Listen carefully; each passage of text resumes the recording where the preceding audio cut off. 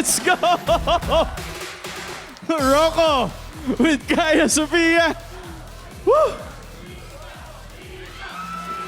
Rocco boy!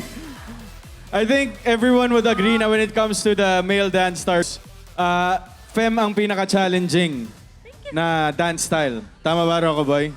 At hindi ka pa rin bumibitaw. True. True. Kuya, Rika pa pala. Rika. Rika. Name's Rika. Hi, Rika. Nice to meet you. Where's Rocco boy? Where's my friend? Gone. Alright. Dance Authority.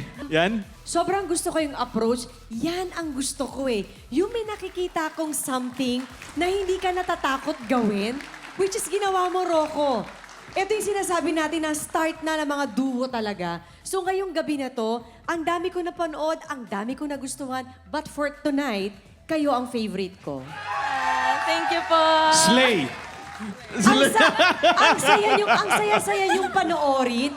Tapos, ang galing ni Sofia. Given na, magaling si Sofia. Pero nakafocus ako kay Rocco tonight. Yes. You're too much. You're too much. I know. Sa kakaganyan mo, bababaan ko yung score mo. But okay ako. Basta tonight, kayo ang favorite duo ko. Yay. Thank you po. Thank you, Yan. Coach Jay. Lahat ng ginawa nyo ngayon, wala akong makitang butas. Sobrang strong yung kumbaga yung character, yung quality ng movement. And then even dun sa props na may timing siya eh, yung hinagis, tapos sinalob.